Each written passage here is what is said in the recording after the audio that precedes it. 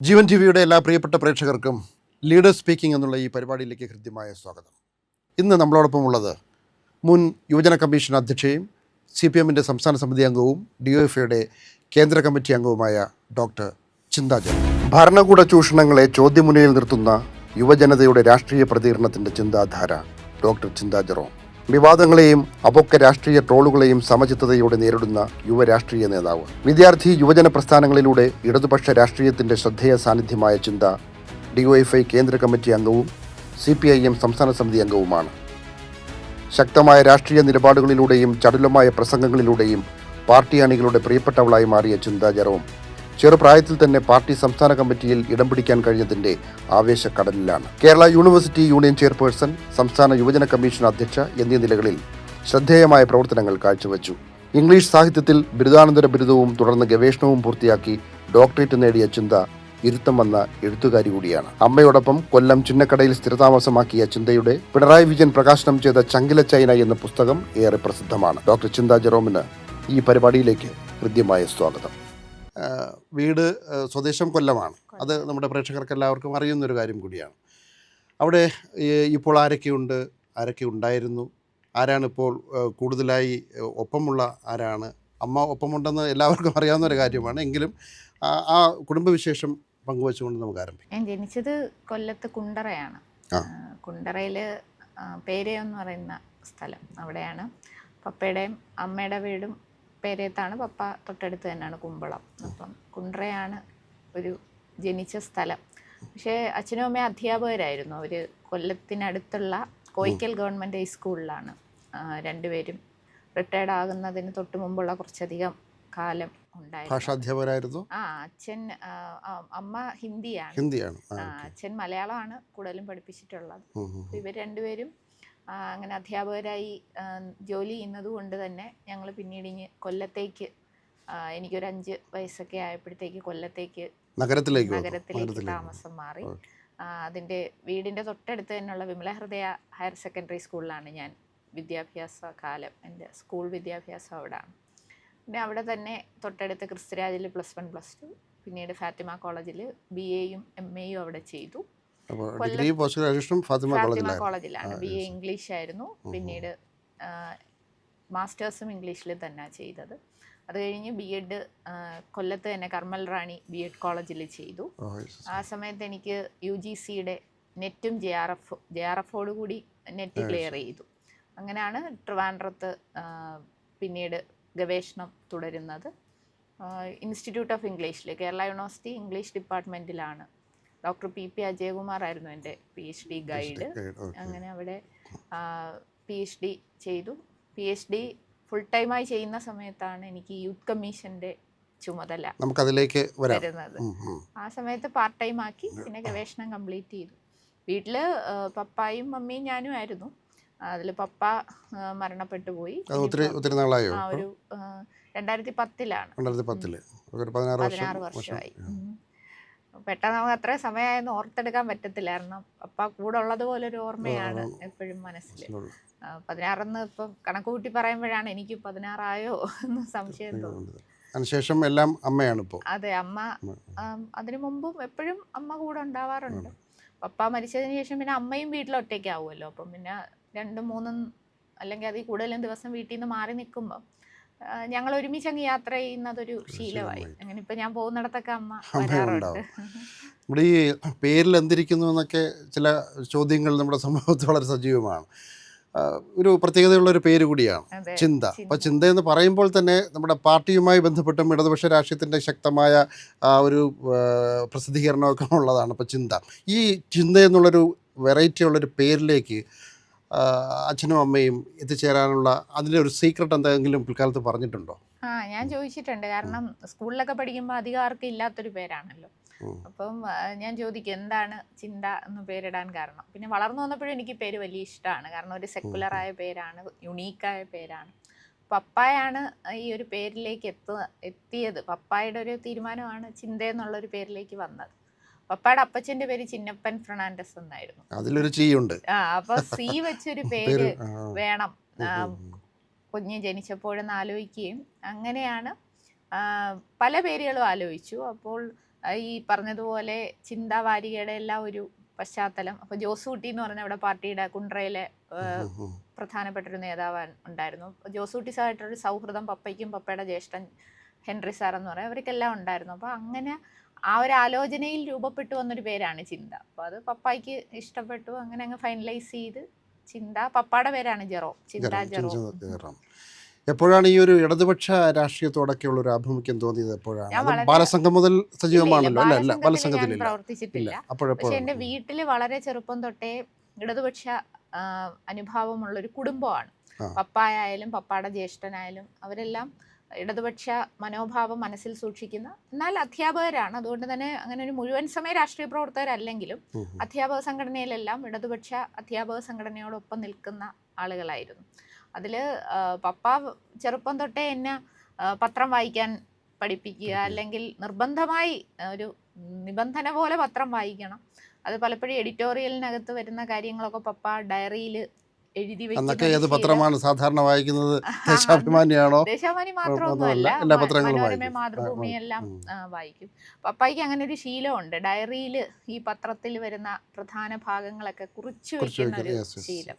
ഞാൻ ഈ അടുത്തിടയ്ക്കും പപ്പായുടെ പഴയ ഡയറികളൊക്കെ എടുത്ത് അടുക്കി പിറക്കുമ്പം എനിക്ക് ഒരുപാട് വിവരങ്ങൾ കിട്ടുന്നുണ്ട്. അന്ന് ഞാൻ അത്ഭുതപ്പെട്ടിട്ടുണ്ട്, എന്തിനാണ് ഇങ്ങനെ പത്രത്തിലുള്ള സാധനം അതുപോലെ കുത്തിക്കുറിച്ച് ഡയറിയിലേക്ക് അത് പകർത്തി എഴുതുന്ന ഒരു രീതി പപ്പായ്ക്ക് ഉണ്ടായിരുന്നു. അതുകൊണ്ട് തന്നെ എന്നെ എപ്പോഴും, നമുക്കന്ന് സ്പോർട്സ് പേജ് വായിക്കാനും അല്ലെങ്കിൽ സിനിമയൊക്കെ നോക്കാനും ഒക്കെ ആണല്ലോ ഇഷ്ടം. പക്ഷെ പപ്പായ വളരെ നിർബന്ധപൂർവ്വം എഡിറ്റോറിയൽ വായിക്കണം, എഡിറ്റോറിയൽ വായിച്ച് മനസ്സിലാക്കണം, പത്രം കയ്യിലെടുത്താൽ ആദ്യം എഡിറ്റോറിയലിലേക്ക് പോകണം എന്നൊക്കെ പറയും. അപ്പം അന്നൊക്കെ നമ്മൾ പുറകിൽ നിന്നും സ്പോർട്സിൽ നിന്നോ സിനിമയിൽ നിന്നോ ഒക്കെ സ്പോർട്സ് ഇടയ്ക്കിടയ്ക്ക് പറയുന്നത് എന്താണ് സ്പോർട്സുമായിട്ടുള്ള ബന്ധം? അല്ല, ഒന്നുമില്ല. അതൊരു സാധാരണ ഒരു ഗാംഗുലിയൊക്കെ കളിക്കുന്ന സമയമാണല്ലോ. ക്രിക്കറ്റ് കാണുകയും ക്രിക്കറ്റിനോടുള്ള ഇഷ്ടവും സ്പോർട്സ് പേജ് നോക്കാനും ഒക്കെ ഉള്ളൊരു ആഗ്രഹമാണ്. അപ്പം അങ്ങനെയാണ് കുട്ടിക്കാലം. പക്ഷേ വളരെ കൃത്യമായി ഗ്രൂം ചെയ്ത് ഇങ്ങനൊരു മേഖലയിലേക്ക് പോകണം. അതുപോലെ തന്നെ പ്രസംഗ മത്സരങ്ങളിൽ പങ്കെടുപ്പിക്കാൻ കൊണ്ടുപോകാനും അച്ഛനും അമ്മയ്ക്കും വലിയ താല്പര്യമായിരുന്നു. അതൊക്കെ ഈ പത്രവായന കൂടുതൽ സഹായിച്ചിട്ടുണ്ട്. പിന്നീട് മത്സരങ്ങൾക്ക് പോയി 1-2 മത്സരത്തിനൊക്കെ സമ്മാനം കിട്ടുമ്പോൾ പിന്നെ ആ ഒരു കിക്ക് കിട്ടുമല്ലോ. അപ്പോൾ പിന്നെ നമുക്ക് ഇനിയും മത്സരങ്ങൾക്ക് പോകണം, പങ്കെടുക്കണം, സമ്മാനം വാങ്ങണം. അപ്പം അങ്ങനെ വാങ്ങണമെങ്കിൽ വായിക്കണം.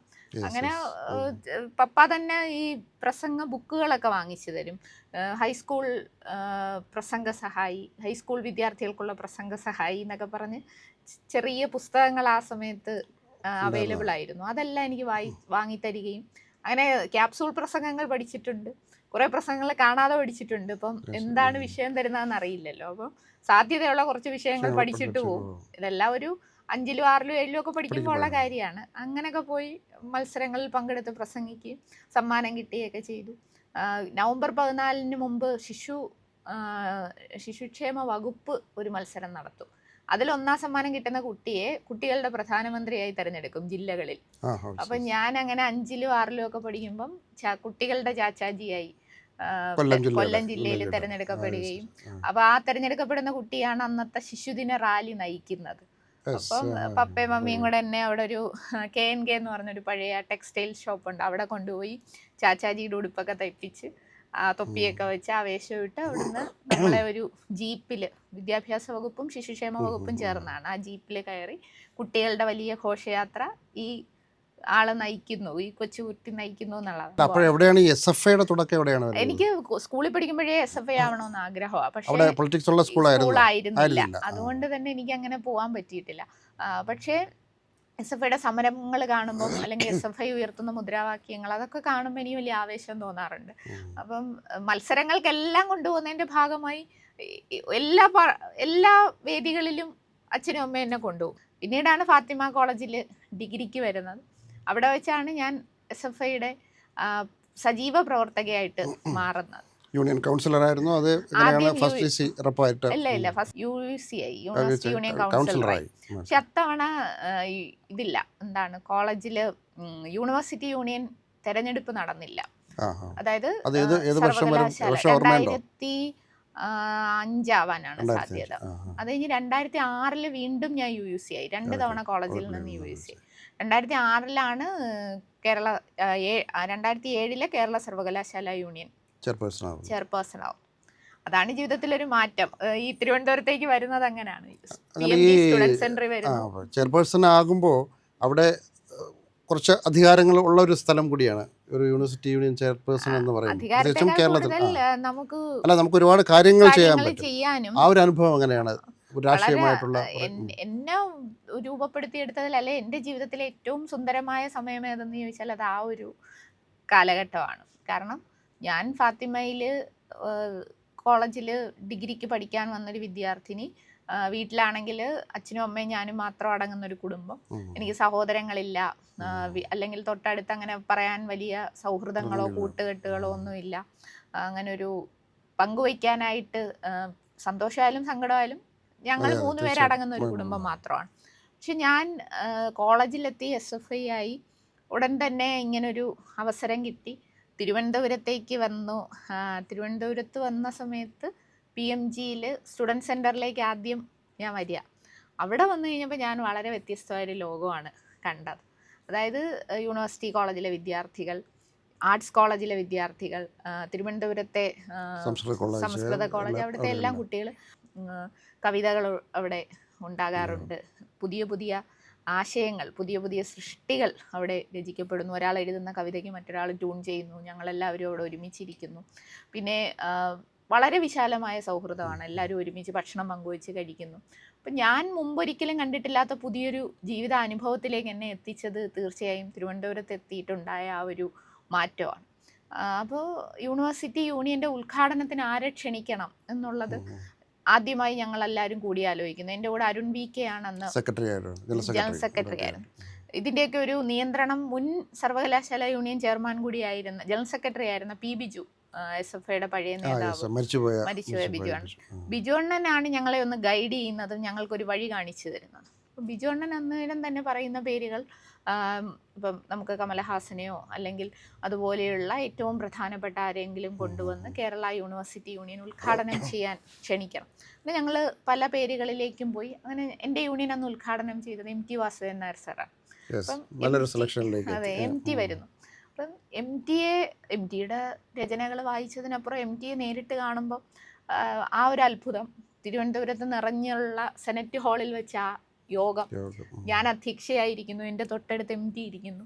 അപ്പം ഞാൻ MTയോട് ചോദിക്കുന്നുണ്ട്, ഉദ്ഘാടന പ്രസംഗത്തിന് ശേഷം അധ്യക്ഷ പ്രസംഗം മതിയോ? അപ്പോൾ MT പറഞ്ഞു ഇല്ല, കുട്ടി സംസാരിക്കുമെന്ന് പറഞ്ഞു. അങ്ങനെ ഞാൻ പോയി പ്രസംഗിച്ചിട്ട് തിരിച്ചു വന്നിരിക്കുന്ന സമയത്ത് MTയുടെ മുഖത്ത് ആ ചിരിച്ചുകൊണ്ട് നമ്മളെ ഒന്ന് അനുഗ്രഹിക്കുന്നത് പോലെ ചിരിച്ചുകൊണ്ടുള്ള അദ്ദേഹത്തിൻ്റെ ഒരു വാത്സല്യം നിറഞ്ഞ പെരുമാറ്റം, അതൊക്കെ എനിക്ക് സ്വപ്നതുല്യമായ അനുഭവമായിരുന്നു. പിന്നീട് സുകുമാർ അഴീക്കോട് മാഷ് വരുന്നുണ്ട് പ്രസംഗ പരമ്പര ഉദ്ഘാടനം ചെയ്യാൻ. കുമാർ ഷാഹിനി, ലോകപ്രശസ്തനായ ഇന്ത്യൻ സംവിധായകനാണ്, അദ്ദേഹം വരുന്നുണ്ട് ഞങ്ങളുടെ ഈ കലോത്സവത്തിലേക്ക്. അതുപോലെ തന്നെ നമുക്ക് കടമ്പനിട്ടയും കാക്കനാടൻ മാഷും D. വിനേന്ദ്രൻ മാഷും ഇവരെല്ലാം ഒരുമിച്ച് ഞങ്ങളുടെ സാഹിത്യ ക്യാമ്പിൽ, യൂണിവേഴ്സിറ്റി യൂണിയൻ്റെ സാഹിത്യ ക്യാമ്പിൽ പങ്കെടുക്കുക. അപ്പം കലാ, സാംസ്കാരിക, സാമൂഹ്യ രംഗത്തെ എല്ലാ പ്രഗത്ഭരായ വ്യക്തികളും. മധുസാറിനെ ഞാൻ കണ്ണമ്മൂലയിലെ വീട്ടിൽ പോയി ക്ഷണിക്കുകയാണ് ഞങ്ങളുടെ ലോഗോ പ്രകാശനത്തിന് വരണമെന്ന്. മധുസാർ വളരെ സ്നേഹത്തോടു കൂടി, അന്ന് തുടങ്ങിയ സ്നേഹമാണ് ഇപ്പോഴും മധുസാറുമായിട്ട് ആ ഒരു വ്യക്തിബന്ധം ഉണ്ടാകും. അപ്പം ഇങ്ങനെ എനിക്ക് ചിന്തിക്കാനോ സ്വപ്നം കാണാനോ കഴിയുന്നതിന് അപ്പുറത്തുള്ള പ്രഗത്ഭരായ വ്യക്തികളുമായിട്ടുണ്ടായ അടുപ്പം, അതിന് കാരണമായത് എൻ്റെ SFI കാലവും ഈ യൂണിവേഴ്സിറ്റി യൂണിയൻ്റെ പ്രവർത്തനവും. അന്ന് എല്ലാ ക്യാമ്പസിലും, അന്ന് ആലപ്പുഴ വരെ അതിർത്തിയുണ്ട് കേരള യൂണിവേഴ്സിറ്റിക്ക്. അപ്പോൾ ഓരോ ക്യാമ്പസുകളിലും ഞങ്ങൾ പോകും, കവിയരങ്ങ് നടത്തും, അല്ലെങ്കിൽ മറ്റേതെങ്കിലും പരിപാടികൾ നടത്തും, സംവാദങ്ങൾ നടത്തും. കാട്ടാക്കട മാഷുമായിട്ടും ഗിരീഷ് പുലിയൂരുമായിട്ടും ഒക്കെ നിരവധി യാത്രയാണ്. ഇവരുമായിട്ട് ഇങ്ങനെ കാറിൽ പോകും. മുരുകൻ കാട്ടാക്കട, അതേപോലെ വിനേന്ദ്ര മാഷ് അന്ന് ഞങ്ങളുടെ വളരെ പ്രധാനപ്പെട്ട ഒരു ഗസ്റ്റാണ്.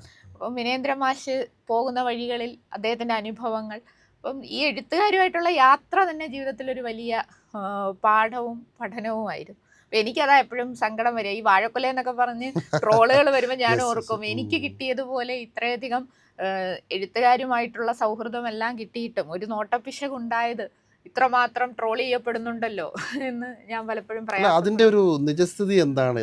എവിടെയാണ് അത് നമുക്ക് ചെറിയൊരു ബാലൻസ് തെറ്റിപ്പോയത് എവിടെയാണ്?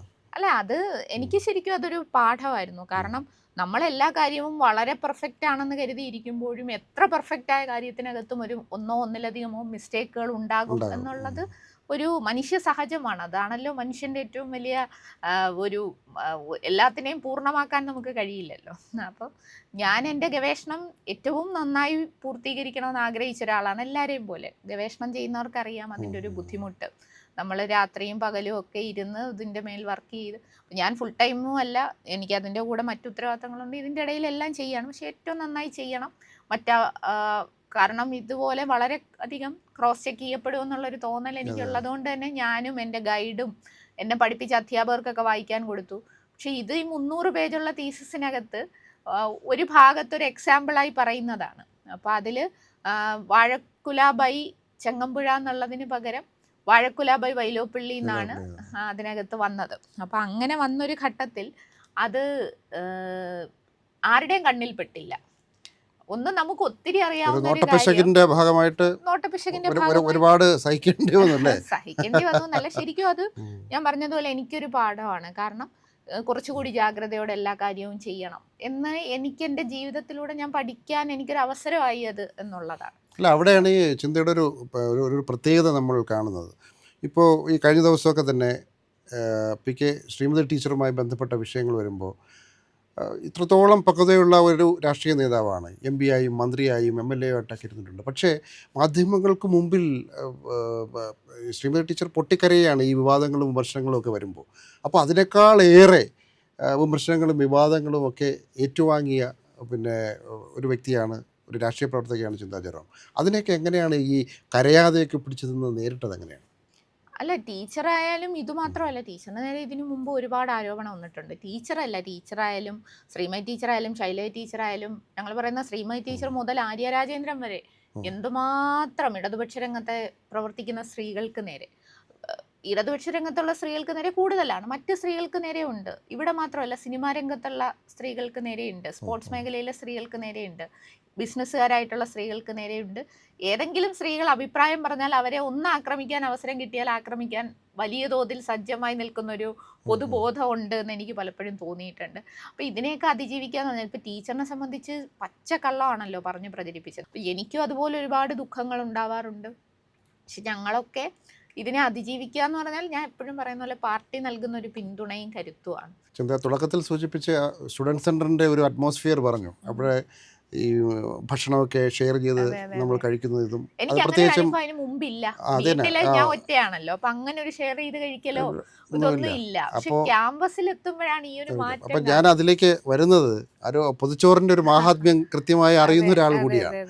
അപ്പോൾ പൊതിച്ചോറിനൊരു രാഷ്ട്രീയമുണ്ടെന്ന് നമ്മുടെ പ്രബുദ്ധ കേരളത്തോട് ആദ്യമായി വിളിച്ചു പറഞ്ഞ ഒരു രാഷ്ട്രീയ പ്രവർത്തകൻ എനിക്ക് തോന്നുന്നു ചിന്താ ജെറോമായിരിക്കും. കാരണം ഇപ്പോൾ DYFI ആണ് ആ പൊതിച്ചോറ് നൽകുന്നുണ്ടെങ്കിൽ പോലും അതിന് ഒരു പൊതിച്ചോറിൻ്റെ ഈ നമ്മുടെ സംഘടനാ രാഷ്ട്രീയമല്ല, പക്ഷെ അതിനൊരു വലിയൊരു രാഷ്ട്രീയ മാനമുണ്ട്. പക്ഷെ അതെന്തുകൊണ്ടാണ് പിന്നീട് അത് വിവാദമായി പോയ ഒന്ന് ഇപ്പോൾ വീണ്ടും അത് ചർച്ചാ വിഷയമാകുന്നത്? ഇപ്പോൾ മുരളീധരനെ പോലുള്ള ഒരാൾ മെഡിക്കൽ കോളേജുകളിൽ നിന്നും അവിടെ പൊതിച്ചോറ് കൊടുക്കാൻ പാടില്ല എന്ന് പറയുന്ന ഒരു നിലപാടെടുക്കുന്നു. പക്ഷെ പെട്ടെന്ന് തന്നെ മുരളീധരന് തൻ്റെ ആ ഒരു പ്രസ്താവന പിൻവലിച്ച് ഉൾവലിയേണ്ടി വരുന്നൊരു സാഹചര്യം കൂടി ഉണ്ടായി. അപ്പോൾ അത് ആ പൊതിച്ചോറിൻ്റെ രാഷ്ട്രീയം ചിന്താ ജെറോം കാണുന്നത് എവിടെ നിന്നാണ്, എങ്ങനെയാണ്?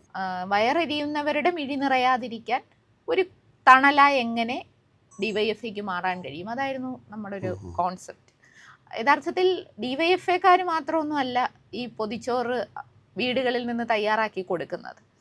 ബഹുഭൂരിപക്ഷം ചോറും പൊതിഞ്ഞ് കെട്ടിത്തരുന്നത് വിവിധ രാഷ്ട്രീയ വിശ്വാസമുള്ള കുടുംബങ്ങളിൽ എല്ലാ വീടുകളിൽ നിന്നും കൊടുക്കാറുണ്ട്. ഇതുവരെ ഞങ്ങൾ ചെന്ന് ചോദിച്ച ഒരു വീട്ടിലും ഇത് തരില്ല എന്ന് ആരും പറഞ്ഞിട്ടില്ല. അത് ഞങ്ങൾക്ക് ഉണ്ടായൊരു അനുഭവമാണ്.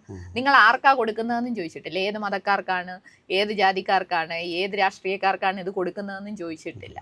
നമ്മൾ 2 പൊതി വേണോ അല്ലെ 3 പൊതി വേണോ എന്ന് പറഞ്ഞാൽ 5ഉം 6ഉം പൊതി കെട്ടിത്തരും. അതൊരു സന്തോഷമായി കാണുന്നതാണ്. അതാണ് മലയാളികളുടെ ഒരു സവിശേഷത. അപ്പം ഈ പൊതിഞ്ഞ് കെട്ടി ചോറ് മനുഷ്യർക്ക് കൊടുക്കാൻ തരുന്നത് കേരളമാണ്. കേരളം അത് കൊടുക്കാനായിട്ട് ചുമതലപ്പെടുത്തിയതോ അല്ലെങ്കിൽ അതിനൊരു ഇഷ്ടം തോന്നി നമ്മുടെ കൈകളിലേക്ക്, DYFIയുടെ കൈകളിലേക്ക് നൽകുന്നു എന്നുള്ളതാണ്. പക്ഷേ അതേ മാതൃകയിൽ ഇപ്പോൾ നെയ്യാറ്റിങ്കര താലൂക്ക് ആശുപത്രിയിലൊക്കെ കോൺഗ്രസിൻ്റെയും അതുപോലെ തന്നെ പോഷക സംഘടനകളുടെയൊക്കെ ഭാഗമായി അവിടെ ഈ പൊതിച്ചോറ് കൊടുക്കാനുള്ള ഒരു ശ്രമം നടത്തിയപ്പോൾ അവിടുത്തെ മുനിസിപ്പാലിറ്റി ഭരണ സംവിധാനം അതിനെ എതിർക്കുന്നൊരു സാഹചര്യമുണ്ടായി. LDF നയിക്കുന്നത് തന്നെ. അവിടെ ഇന്നും അവിടെ കൊടുക്കാൻ കഴിഞ്ഞിട്ടില്ല. അപ്പോൾ അതൊരു രാഷ്ട്രീയ വിമർശനമായി ഉൾക്കൊള്ളാൻ DYFIക്കും പാർട്ടിക്കൊക്കെ കഴിയുന്നുണ്ടോ, അല്ലെങ്കിൽ DYFIക്ക് കഴിയുന്നുണ്ടോ? എന്താ സംഭവം എനിക്കറിയില്ല. നമ്മുടെ അവിടെ ഇപ്പോഴും കൊടുക്കാൻ കഴിഞ്ഞിട്ടില്ല എന്നുള്ളതാണ് ഒരു മാധ്യമപ്രവർത്തനം ഞാൻ മനസ്സിലാക്കുന്നത്. ആർക്കും കൊടുക്കാം, അതിന് അങ്ങനെ എതിർക്കേണ്ടതില്ല എന്നുള്ളതാണ് എൻ്റെ പേഴ്സണൽ ആയിട്ടുള്ള അഭിപ്രായം. അങ്ങനെ എതിർത്തിട്ടുണ്ടാവാനും വഴിയില്ല. എനിക്ക് ഇപ്പം സാറ് പറയുമ്പോഴാണ് ഞാൻ ആദ്യമായിട്ട് ആ സംഭവം അറിയാം. അങ്ങനെ ഒരു സംഭവം ഉണ്ട്. അത് ശരി. നമ്മളതിൽ കാണുന്ന ഒരു കാര്യം എന്ന് പറഞ്ഞാൽ ഇപ്പം സർക്കാർ കമ്മ്യൂണിറ്റി കിച്ചൺ തുടങ്ങുന്നെങ്കിൽ ഞങ്ങൾ സ്വാഗതം ചെയ്യുന്നു. പക്ഷെ ഒരാൾക്കും ഭക്ഷണം കിട്ടാതിരിക്കരുത്. ഒരാൾക്കും അവിടെ ഈ നമ്മൾ നേരത്തെ പറഞ്ഞ ക്യാപ്ഷൻ പോലെ വയറെരിയുന്നവരുടെ കണ്ണ് നിറയുന്ന ഒരു സ്ഥിതി ഉണ്ടാകരുത്. പാർലമെൻ്ററി രാഷ്ട്രീയം എല്ലാ രാഷ്ട്രീയക്കാർക്കും ഇഷ്ടമുള്ളൊരു കാര്യമാണ്. രാഷ്ട്രീയത്തിലേക്ക് വന്നു കഴിഞ്ഞാൽ ഒന്നുകിൽ ഒരു വാർഡ് മെമ്പർ ആവണം, അല്ലെങ്കിൽ ഒരു MLA ആവണം, അല്ലെങ്കിൽ ഒരു MP ആവണം. ഇതൊക്കെ ആയിക്കഴിഞ്ഞാൽ പിന്നെ മന്ത്രിയാകണം. ഇത്തരത്തിൽ ആഗ്രഹമില്ലാത്തവർ വളരെ കുറച്ച് പേരേ ഉണ്ടാവുള്ളൂ. ഇപ്പോൾ കഴിഞ്ഞ ഇലക്ഷനിലൊക്കെ LDFൻ്റെ ഒരു പട്ടിക വരുമ്പോൾ നമ്മൾ സജീവമായി ചർച്ച ചെയ്യപ്പെട്ട ഒരു പേരാണ് ചിന്താ ജെറോം. കൊല്ലത്ത് നിന്ന് അർഹത ഉള്ളവരെയും ഇല്ലാത്തവരെയൊക്കെ പട്ടികയിൽ ഇടം പിടിച്ചിട്ടുണ്ടെന്നുള്ള കാര്യം നമുക്കറിയാം. എല്ലാ പട്ടികയിലും ഉള്ളതാണ്, LDFൻ്റെ UDFൻ്റെയൊക്കെ ഉള്ളതാണ്. എന്തുകൊണ്ടാണ് ഒരു വനിതാ സജീവ പ്രവർത്തകയായിട്ട് പോലും ആ ഒരു പാർലമെൻ്ററി രാഷ്ട്രീയത്തിൽ നിന്നും ആ പേരുകൾ പരിഗണനയിൽ വരാതെ പോയത് എന്തുകൊണ്ടാണ്? അല്ല, ഇടതുപക്ഷ പ്രവർത്തകരെ സംബന്ധിച്ച് നമ്മുടെ ഒരു രീതി എന്ന് പറഞ്ഞാൽ പാർട്ടി നിശ്ചയിച്ചു തരുന്ന ചുമതലകൾ ഏതൊക്കെയാണോ അത് നിർവഹിക്കുക എന്നുള്ളതാണ്. എന്നെ സംബന്ധിച്ച് ഞാൻ പറഞ്ഞത് അങ്ങനെ ഒരു ആഗ്രഹം ഉണ്ടോ? ഇല്ല, അങ്ങനെ ഒരു ആഗ്രഹം ഇല്ല. കാരണം എന്താണോ പാർട്ടി നൽകുന്ന ചുമതല അത് ഭംഗിയായി നിർവഹിക്കുക എന്നുള്ളതാണ്. ഇപ്പൊ ഞാൻ CPMന്റെ സംസ്ഥാന കമ്മിറ്റി അംഗമാണ്. അതും വളരെ ചെറിയ പ്രായത്തിലാണ് എന്നെ സംസ്ഥാന കമ്മിറ്റിയിലേക്ക് എടുത്തത്. എനിക്കതിൽ വ്യക്തിപരമായുള്ള ഒരു സന്തോഷം കോടിയേരി പിണറായി എല്ലാം ഉള്ള കമ്മിറ്റിക്കകത്ത് വളരെ ചെറിയ പ്രായത്തിൽ ഒരു പ്രതിനിധിയായ ഒരു സംസ്ഥാന കമ്മിറ്റി അംഗമായിട്ട് എനിക്കതിൽ പങ്കെടുക്കാൻ കഴിഞ്ഞു. അതൊരു വലിയ രാഷ്ട്രീയ വിദ്യാഭ്യാസം കൂടിയാണ്. അവർ എങ്ങനെയാണ് ഒരു കമ്മിറ്റിയെ ഹാൻഡിൽ ചെയ്യുന്നത്, എങ്ങനെയാണ് കാര്യങ്ങൾ അവതരിപ്പിക്കുന്നത്, എത്രയും സമയം അവർ ഈ ചർച്ചകളും അതിൻ്റെ മറുപടിയും എല്ലാമായി മുമ്പോട്ട് പോകുന്നു. അതൊക്കെ എന്നെ സംബന്ധിച്ച് ഞാൻ വളരെ അത്ഭുതത്തോടും പഠിക്കാൻ കഴിയുന്ന ഒരുപാട് കാര്യങ്ങൾ എനിക്ക് എൻ്റെ ജീവിതത്തിൽ ഉണ്ടായി ആ ഒരു സമയത്തെ കമ്മിറ്റിയിൽ പങ്കെടുത്തു എന്നുള്ളത്. ഞാൻ DYFIയുടെ സംസ്ഥാന ഇപ്പോൾ കേന്ദ്ര കമ്മിറ്റി അംഗമായിട്ടാണ് പ്രവർത്തിക്കുന്നത്. അപ്പോൾ സംസ്ഥാന നിലവാരത്തിൽ സംസ്ഥാനത്ത് പല ജില്ലകളിലും യാത്ര ചെയ്യേണ്ടി വരും. സംഘടനാ പ്രവർത്തനത്തിൻ്റെ ഭാഗമായിട്ട് അത്തരം സംഘടനയ്ക്കകത്തുള്ള പ്രവർത്തനങ്ങൾക്ക് നേതൃത്വം നൽകുന്ന ഉത്തരവാദിത്വമാണ് ഇപ്പം നിർവഹിക്കുന്നത്. യുവജന പ്രാതിനിധ്യം കുറഞ്ഞു വരുന്നു, അല്ലെങ്കിൽ യുവാക്കളിൽ പലരും തന്നെ എന്താ പറയുക, ഈ ജനകീയരല്ല എന്നൊക്കെയുള്ളൊരു വിമർശനം വരുന്നുണ്ട്. പ്രത്യേകിച്ചും ഈ DYFI എന്ന് വരുന്നവർ, CPMലുള്ള തന്നെ യുവ നേതാക്കളോ ഒക്കെ ആ ആരോപണങ്ങളൊക്കെ എങ്ങനെയാണ്, വിമർശനങ്ങൾ എങ്ങനെയാണ് ഉൾക്കൊള്ളുന്നത്? അല്ല, എനിക്കങ്ങനെ ഒരു ആരോപണം പൊതുവിൽ ഉള്ളതാണ്. കാരണം നമ്മൾ ഈ ബൈറ്റുകളൊക്കെ കാണുമ്പോൾ, മാധ്യമപ്രവർത്തകരോട് ബൈറ്റൊക്കെ കൊടുക്കുമ്പോൾ ആക്രോശിക്കുന്നവർ, അല്ലെങ്കിൽ വലിയ എന്താ പറയുക ഭീഷണി സ്വരത്തിൽ സംസാരിക്കുന്നവർ, അപ്പോൾ അങ്ങനെയുള്ളവർക്ക് ജനങ്ങളുടെ മനസ്സിൽ ഇടമില്ല എന്നുള്ളൊരു വലിയൊരു മെസ്സേജ് കൂടിയുണ്ട്. അതിലൊരു തിരുത്തൽ ആവശ്യമില്ല യഥാർത്ഥത്തിൽ? അല്ല, എല്ലാവരും പൊതുരംഗത്ത് നിൽക്കുന്ന പൊതുപ്രവർത്തകരെന്ന് പറയുമ്പോൾ നമ്മുടെ എല്ലാ മനസ്സിലുള്ളൊരു കാഴ്ചപ്പാടെന്ന് പറഞ്ഞാൽ ജനങ്ങളുമായി ഏറ്റവും അടുപ്പത്തിലും ആഴത്തിലും സൗഹൃദവും ബന്ധവും കാത്തു സൂക്ഷിക്കുന്നവരായിരിക്കണമല്ലോ. പക്ഷേ ഇവിടെ ഈ പറഞ്ഞതുപോലെ പാർട്ടി എല്ലാ സമയത്തും ഏറ്റവും ഉചിതമായിട്ടുള്ള സ്ഥാനാർത്ഥികളെയാണ് മത്സരിപ്പിക്കുക. ഓരോ കേഡർമാരെ സംബന്ധിച്ചും പാർട്ടിക്ക് ഒരു വിലയിരുത്തലുണ്ട്. നീ യുവജന കമ്മീഷനിൽ എത്ര വർഷം ഉണ്ടായിരുന്നു? ഞാൻ 6 വർഷം. 2 ടേമാണ്. ഒരാൾക്ക് 2 ടേമാണ് പരമാവധി ആ തസ്തികയിൽ ഇരിക്കാൻ കഴിയുക. യുവജന താല്പര്യം സംരക്ഷിച്ചുകൊണ്ടുള്ള ഉത്തരവുകൾ പുറത്തിറക്കാൻ നമുക്ക് കഴിഞ്ഞിട്ടുണ്ട്. അപ്പം സ്ത്രീകൾ തുണിശാലകളിൽ നിൽക്കുന്ന സംഭവം, അതുമായി ബന്ധപ്പെട്ട് യൂത്ത് കമ്മീഷൻ നടത്തിയ ഒരു ഇടപെടലിന്റെ ഭാഗമായിട്ട് ഉത്തരവുകൾ സർക്കാർ പുറത്തു കൊണ്ടുവന്നു. യൂത്ത് കമ്മീഷന്റെ ഒരു ഇടപെടലാണത്. സാധാരണ പൊളിറ്റീഷ്യൻസ് എല്ലാം ഇപ്പോൾ സോഷ്യൽ മീഡിയയുടെ പുറകിലാണ്. ഒരു മുഖ്യധാരാ മാധ്യമങ്ങളിലൊക്കെ കൈവിട്ടിപ്പോൾ സോഷ്യൽ മീഡിയയുടെ പുറകെ പോകുന്നുണ്ട്. അപ്പോൾ ചിന്തയുടെ കുറേ അത്തരത്തിലുള്ള റീൽസൊക്കെ കണ്ടിട്ടുണ്ട് വിദേശ യാത്രയുമായി ബന്ധപ്പെട്ട്. അപ്പോൾ യാത്രകൾ ഇഷ്ടപ്പെടുന്ന ഒരാളാണെന്ന് ആ റീൽസിൽ തന്നെ പറയുകയും ചെയ്യുന്നുണ്ട്. എങ്ങനെയുണ്ടായിരുന്നു ഈ ക്യൂബ സന്ദർശനവും അവിടേക്ക് പോകാനുള്ള പ്രചോദനവും? ഏതെങ്കിലും ഒരു ഔദ്യോഗിക യാത്രയുടെ ഭാഗമായി പോയതാണോ? എന്താണ് അതിൻ്റെ ഒരു യാത്രാ വിശേഷങ്ങൾ എന്താണ്? ക്യൂബയിൽ പോയത്. ക്യൂബ നമ്മളെല്ലാവരും എപ്പോഴും വായിക്കുകയും മനസ്സിലാക്കുകയും പോകാൻ ആഗ്രഹിക്കുകയും ചെയ്യുന്ന ഒരു സ്ഥലമാണ്. വിപ്ലവത്തിൻ്റെ മണ്ണാണ്. ഫിദലിൻ്റെയും ചേയുടെയും ഹോസെ മാർട്ടിയുടെ എല്ലാം ബലി കുടീരങ്ങളൊക്കെ നേരിട്ട് പോയി എനിക്ക് സന്ദർശിക്കാനുള്ള അവസരമെല്ലാം കിട്ടി. അതൊക്കെ എനിക്ക് വ്യക്തിപരമായ വലിയ സന്തോഷം ഉണ്ടായതും അഭിമാനം ഉണ്ടായതുമായ നിമിഷങ്ങളാണ്. ഇനി അങ്ങോട്ടുള്ള നാളുകൾ രാഷ്ട്രീയത്തിൽ തന്നെ സജീവമായി തുടരാനാണോ പ്ലാൻ, അല്ലെങ്കിൽ മറ്റേതെങ്കിലും ഒരു ജോലിയുടെ ഭാഗമായി, അല്ലെങ്കിൽ വേറെ അധ്യാപികയായിട്ടോ അങ്ങനെ ഏതെങ്കിലും തരത്തിൽ പോകാനുള്ളതാണോ? മനസ്സിലൊരു പ്ലാൻ ഉണ്ട്, സ്വപ്നം ഉണ്ടല്ലോ, കിടക്കുമ്പോഴെങ്കിലും നമ്മൾ ഒരു സ്വപ്നം മനസ്സിലുണ്ടാവുമല്ലോ, എന്താണ്? എൻ്റെ ജീവിത യഥാർത്ഥത്തിൽ അങ്ങനെ പ്ലാൻ ചെയ്ത് വരാൻ കഴിഞ്ഞിട്ടില്ല എനിക്ക്. ഞാൻ B.Ed വരെയൊക്കെ പഠിക്കുന്ന സമയത്ത് എനിക്ക് B.Ed കഴിഞ്ഞ് കോളേജിലൊന്നും ശ്രമിച്ചില്ല? കോളേജിൽ ഞാൻ 1-2 കോളേജിൽ ഇന്റർവ്യൂവിന് പോയി. സെയിന്റ് തെരേസാസിൽ ഇന്റർവ്യൂവിന് പോയിരുന്നു. ഓൾ സെയിൻസിൽ ഇന്റർവ്യൂവിന് പോകാൻ പറ്റിയില്ല. പക്ഷെ അതിന് മുമ്പ് പിന്നെ ഞാൻ പാർട്ടി നേതൃത്വമായിട്ടൊക്കെ ആലോചിച്ചപ്പോൾ ഫുൾ ടൈം പൊതുപ്രവർത്തനത്തിൽ ഇപ്പം നിൽക്കുകയാണല്ലോ, അപ്പോൾ ആ ചുമതല നിർവഹിക്കുക എന്നുള്ളൊരു നമ്മൾ പരിചയപ്പെട്ടത് ഇന്ന് കേരളം അറിയപ്പെടുന്ന ഇന്ത്യൻ രാഷ്ട്രീയത്തിലൊക്കെ തന്നെ വളരെ സജീവമായി ഇടപെടലുകൾ നടത്തിക്കൊണ്ടിരിക്കുന്ന ഡോക്ടർ ചിന്ത ജെറോം. വളരെ ഇൻട്രസ്റ്റിംഗ് ആയിട്ടുള്ള, നമുക്ക് താല്പര്യം ജനിപ്പിക്കുന്ന ഒരു ഇൻ്റർവ്യൂ ആയിരിക്കും എന്നുള്ള കാര്യത്തിൽ സംശയമില്ല. എല്ലാ പ്രിയപ്പെട്ട പ്രേക്ഷകർക്കും ഒരിക്കൽ കൂടി നന്ദി പറയുന്നു. നമസ്കാരം.